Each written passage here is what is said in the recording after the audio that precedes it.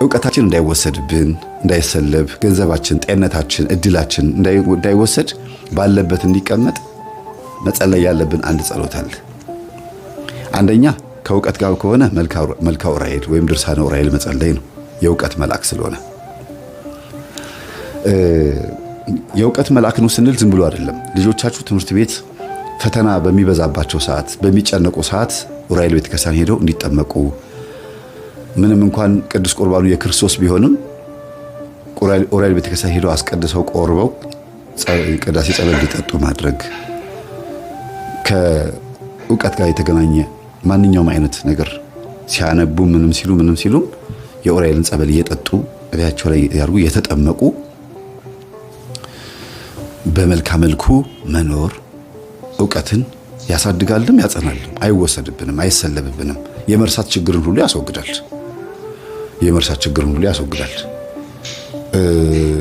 በርሜል ቅዱስ ጊዮርጊስ በዚህ አጋጣሚ ልናገር ፈልገው የአእምሮ ዝግመት ችግር ያለባቸው የሚጥል በሽታ ያለባቸው ሰዎች ሄደው ቢጠመቁ መልካም ነው። ብዙ ሰው ሲድን አይቻለሁ። ይሄን እንደ ምስክርነት ነው የምሰጠው። በጣም ብዙ ሰው እንደ አንድ መረጃም ጭምር ነው።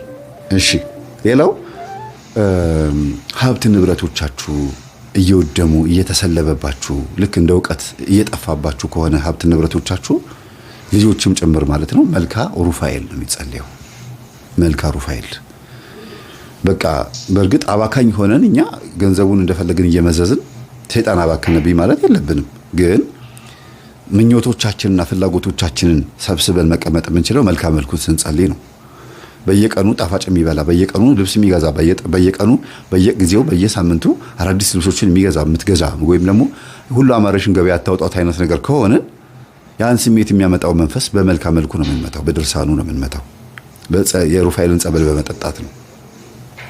ለሁሉ መላእክቶች የራሳቸው የተሰጣቸው ነገር አለ፣ ጤንነታችሁም ጭምር ማለት ነው። ሌላው የዛር መንፈስ ብዙ ጊዜ ግብር እያስገበረ ካስቸገረ፣ ለምሳሌ ደም እያስደማ በፔሪየድ ሊሆን ይችላል። ወንዶች ደም እያስቀመጣቸው ሊሆን ይችላል። ነስር እየነሰራቸው ሊሆን ይችላል። እየተደባደባችሁ ደማችሁ እየፈሰሰ ሊሆን ይችላል።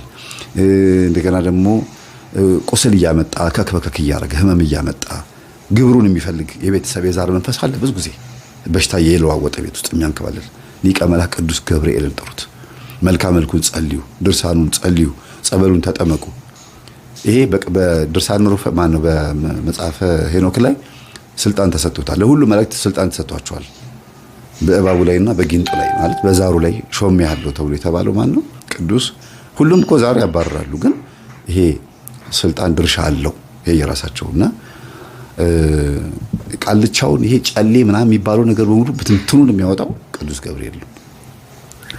ቅዱስ ሚካኤል ደግሞ ትዳር ላይ መጥቶ የሚበጠብጠውን፣ ሰላም እንዳይኖር ከተማን የሚበጠብጠውን፣ ፍቅር እንዳይኖር እርጋታ እንዳይኖር ሁከት የሚያመጣውን፣ እንዲሁም ደግሞ ከስሩ ያሉትን ገብርኤልን ሚካኤልን ሩፋኤልን እየላከ ችግሮቻችንን የሚያስወግድልን ቅዱስ ሚካኤል ነው። የገዳማውያን አባቶቻችንን የመናንያንን የመነኮሳትን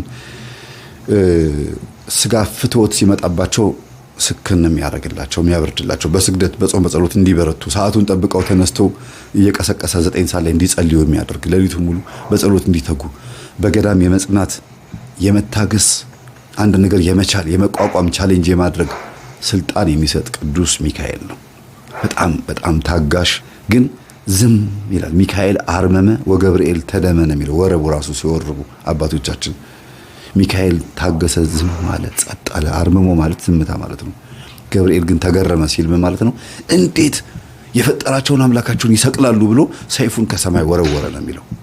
የቤተ መቅደስ መጋረጃ ለሁለት ተከፈለ ከሚለው ጋር ማለት ነው። ሲያዝ ምንድነው የሚካኤል ትልቁ በቃ በጣም ለየት ያለ ባህሪው መልአካዊ እርዳታው ለኛ መልአካዊ እርዳታው ጸባይኛ ያደርጋል።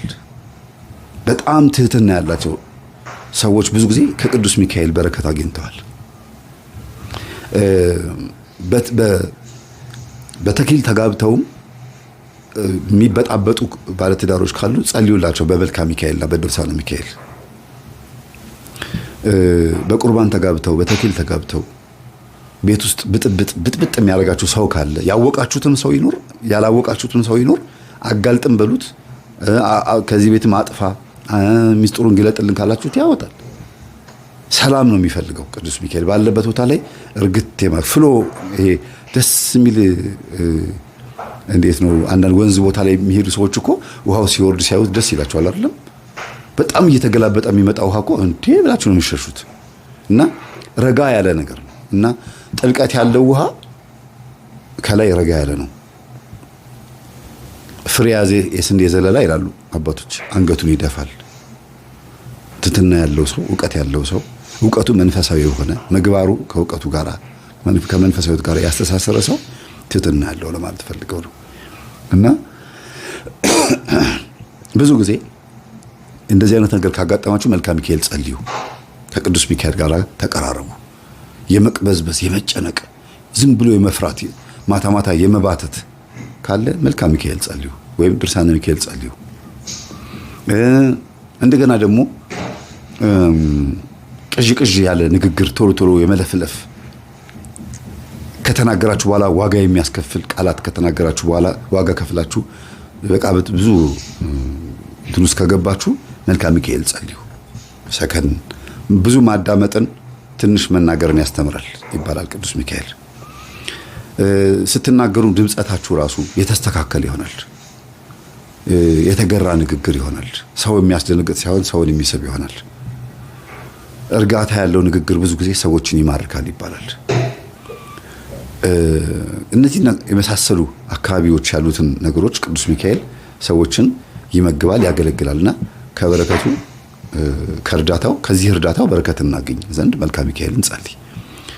ሌላው ደግሞ በህይወታችን ውስጥ አንዴ ለቅሶ፣ አንዴ ደስታ፣ አንዴ ሐዘን፣ አንዴ በቃ ድብልቅልቅ ያለ ነገር የምትኖሩ ከሆነ ጨራው አልጨበጥ ያላችሁ ላይፍ የተዘበራረቀ ጨለማና ብርሃን ከተፈራረቀባችሁ መልክአ ራጉኤልን ጸልዩ። መልክአ ራጉኤል በህይወታችን ውስጥ ጨለማና ብርሃን የሆነው ላይፋችንን ክፉ ነገር ሲመጣ ለበጎ እንዲሆን አርጎ እንድንቀበለው አርጎ ማይቀርልን ከሆነ ክፉ ነገር ከእግዚአብሔር የመጣ ከሆነ ነው። ታዲያ ከሰይጣን የመጣ ከሆነ ያስወግድላችሁና ያጽናናችኋል። ከእግዚአብሔር የመጣ ቅጣት ከእግዚአብሔር የመጣ ከሆነ እንድትበረቱ ካልደፈረሰ አይጠራም የሚያስብል ነገር ከመጣባችሁ ድፍርሱ ሰዓት ላይ እንዲጠራ እስኪጠራ ድረስ እንድትጽናኑ ያደርጋችኋል ማለት ነው። እና እንደየባህሪያቸው ነው የሚሄዱት። ሌላው መልክአ ሩፋኤል ነው። ማን ነው? መልክአ ፋኑኤል ነው። ቅዱስ ፋኑኤል ምን ያደርጋል መሰላችሁ? እጅግ በጣም የሚገርማችሁ በረሃብ በርዛት ሰዎች እንዳይሞቱ ያግዛል እና ገንዘባችሁን ለተራቡ ሰዎች እንድትሰጡ የመገፋፋት፣ ለታረዙ ሰዎች እንድታለብሱ፣ የታሰሩት እንድትጠይቁ፣ ምስኪኖችን እንድትረዱ፣ ድሃዎች እንድትረዱ ብቻ አይደለም ድሃ እንድታስጠጉ፣ ኑሯችሁ ሐሳባችሁ ሁሉ ከነሱ ጋር እንዲሆን የማድረግ ኃይል አለው እና ብዙ ጊዜ ቅምጥል ህይወት ካላችሁ ጥሩ አይደለም። ይሄ ካልጋ ላለመውረድ፣ ከሚሞቀው አንሶላችሁ ውስጥ ላለመውጣት፣ ዝናብ ሲመጣ በሚያምር አንሶላ ውስጥ ተጠቅላችሁ ድሃን ማታስቡ ከሆነ ዝናብ ዶፍ ሲያወርድ፣ ንፋሱ ሲመጣ፣ ጨለማ ሲመጣ በዚህ ሰዓት ጎዳና ልጆች እንዴት ሆኖ ይሆን? ጎርፉ መጣባቸው ተወስዶ ይሆን? እንዴት ምን ለብሰዋል? ይሄ ሁሉ እየወረዳው ምን ውስጥ ናቸው? እኛስ ተኝተናል። ዝናብ ሲመጣ ደስ ይላል፣ እንቅልፍ ደስ ይላል። በዛ ሰዓት ግን እነዛ ልጆች የት ነው ያሉት? ምን እያደረጉ ነው? እንቅልፍስ ወስዷቸዋል ብሎ ማሰብ የማይችል ጭንቅላት ካላችሁ እንግዲህ መልክአ ፋኑኤልን መጸለይ ነው። መልክአ ፋኑኤል ስትጸልዩ ለተራበ ታበላላችሁ። ገንዘባችሁን በዚህ መልኩ ትንሽ እንዲባረክ ታደርጉታላችሁ። እመቤታችንን በቤተ መቅደስ አምጥቶ መና ሲመግባት የነበረ እስራኤልንም መና እንዲመግባቸው ቅዱስ ሚካኤል ሲልከው የነበረው ፋኑኤልን ነው፣ ቅዱስ ፋኑኤልን ነው። ከዚህ ከምግብ ጋር በተገናኘ ብቻ ሳይሆን የነፍስን ምግብ ራሱ የነፍሳችን ምግብ እንድንበላ ለቅዱስ ቁርባን እንድንበቃ ሁሉ የመገፋፋት ኃይልም አለው ቅዱስ ፋኑኤል። ቅዱስ ሳቁኤልና ቅዱስ አፍኒን ደግሞ የሚባሉ ሁለት መላእክቶች አሉ። ብዙ ሰው ማያውቃቸው፣ ስዕላቸውን ብዙም አታውቋቸውም። አንድ ሰዓሊ ሲስላቸው አይቻለሁ፣ ቅዱስ ሳቁኤልና ቅዱስ አፍኒንን። እነዚህ ደግሞ ከድንገተኛ አደጋ ያድናሉ። መኪና ሲገለበጥ፣ የተወረወረ ዕቃ ሲመጣ፣ የሆነ ነገር ብቻ ድንገተኛ የሚባሉ አደጋዎች ሲመጡ የማትረፍ የማዳን ከሞት የማዳን ስልጣን ተሰጥቷቸዋል። ያለ ቀናችን እንዳንሞት ሞተንም ከሆነ ነፍሳችን ከስጋችን ሳትለይ በአልጋ ላይ ማቀቅን ምንም አለም እንድንተርፍ የማድረግ ከድንገተኛ ነገር ብዙ ሰዎች ተረፉ ይባላል። ህፃናት ራሱ መኪና ተገልብጦ አዋቂ ሞቶ ህፃናት ይተርፋሉ። ቀናችሁ ሳይሆን እንዳትሞቱ ከእግዚአብሔር ጋር በተሰጣቸው ስልጣን ከአጋንንት እጅ ነጥቀውም ወደ ነፍሳችሁ ወደ ስጋችሁ ነፍሳችሁን የመመለስ ስልጣን አላቸው እና ከድንገተኛ አደጋ አድነኝ ብላችሁ ስትጸልዩ የሚደርሱት እነዚህ ናቸው። እናንተ የምትጸልዩት ወደ እግዚአብሔር ነው። መላእክቶች ግን እንደየስራቸው እየመጡ ያገለግላሉ ማለት ነው። መስሪያ ቤት ለምሳሌ ስራ አስኪያጁ ድርጅቱን የከፈተው ጨርቃ ጨርቅ ፋብሪካ ከሆነ ድርጅቱ የሰራው ጨርቃ ጨርቅ ፋብሪካ ልብሱን የምትገዙት ከስራ አስኪያጁ አይደለም። ስራ አስኪያጁ ድርጅቱን የሚያስተዳድረው እንደ ስራ አስኪያጅነቱ ዋና ስራዎች ነው። ከስር ግን ዲስፕሌይ ይኖራል፣ ሰርቶ ማሳያ ሱቅ ይኖራል፣ ከዛ ጨርቁን የሚቆራርጥ ይኖራል፣ የሚያጠብ ይኖራል፣ ምናምን ማሽን የሚጠግን ይኖራል። እያንዳንዱ ነገር የሚሰራ የፋብሪካውንም ስራ የሚሰራ አለ። ከዛ ልብሱ ከተመረተ በኋላ ወደ ህዝብ ደግሞ የሚያደርስም አለ። ልክ እንደዛ መላእክቶችም ከእግዚአብሔር የእግዚአብሔር እንደራሴ ስለሆኑ እግዚአብሔር ምን እንደሚያስብ ምን እንደሚፈልግ ለሰው ባለው መጠን እና ለመላእክት ባላቸው የፍጡርነት መጠናቸው ልክ ይረዱታልና መጥተው ያግዙናል። The breathlessness, the fatigue and the ሳያዛቸውም የእግዚአብሔር እንደራሴ ሆነው ሰርተው ይሄዳሉ። ለምን? ቅንዓትም ስለሆነ ነው። እግዚአብሔር ሲሰደብ፣ እግዚአብሔር ሲወቀስ ወይም ቤተ መቅደሱ ሲቆሽሽ ማየት ስለማይፈልጉ ቀጥተው የሚመለሱበት ጊዜ አለ። ነብዩ ዘካርያስን ታውቁታላችሁ። ማነው? ካህኑ ዘካርያስ የመጥምቁ ዮሐንስ አባት ማለት ነው። ወንድ ልጅ ትወልዳለህ፣ ኤልሳቤጥ ሚስትህም ትወልዳለች ሲለው ጊዜ አላምን ሲል አንደበቱን ዘጋው ይላል። አንደበቱን ዘጋው አልተባለም፣ ሂድና አብስሮን የተባለው ግን አንደበቱን ዘግቶ ይሄን እስክታይ ድረስ አንደበት ይዘጋል፣ ልጁ ሲወለድ አንደበት ይከፈታል ብሎት ነበር። ተከፈተ። ስለዚህ ሊያበስር መጥቶ በዛውም የራሱን ስራ ሰርቶ የሚሄድበትም ጊዜ አለ። የግዴታ እግዚአብሔር ያዘዘው ብቻ ለምሳሌ ይቅር አይልምና አታስመርሩት የተባለው ለምንድን ነው? በራሱም መንገድ ስለሚሄድ ነው። መላእክቶች ነፃ ፈቃድም ስላላቸው ነው። ቅዱሳን ስለሆኑ የእግዚአብሔር እንደራሴዎች ናቸው። የእግዚአብሔር እንደራሴዎች ከሆኑ ደግሞ እግዚአብሔር ምን እንደሚፈልግ ያውቃሉ። እንደ መጽሐፍ ቅዱስም ሕግም ይሄዳሉ፣ እንደ ፍቅር ሕግም ይሄዳሉ። አንዳንዴ ፍቅርን አስበልጠው ከሕጉ ውጪ የሚሄዱበት ጊዜ አለ። ሕጉ ከተጻፈው አልፈው ፍቅርን ብቻ አሳይተው የሚመለሱበት ጊዜ አለ። እንደዚህ ይደረጋል እንዴ ብላችሁ የምትሉት ከተጻፈ ውጪ ሆነው መላእክቶች የሰሩትን ስራ ብዙ ቦታ አንብበናልና ይሄን የመሰለ ገጠመኝ ስለተማማረን የአምላካችን ስም የተመሰገነ ይሁን። ዛሬ በጣም ብዙ ነገር ባወራ ትንሽ ፍሬ ነገር ሊያዛችሁ ተስፋ አደርጋለሁ። ሰላም ነው።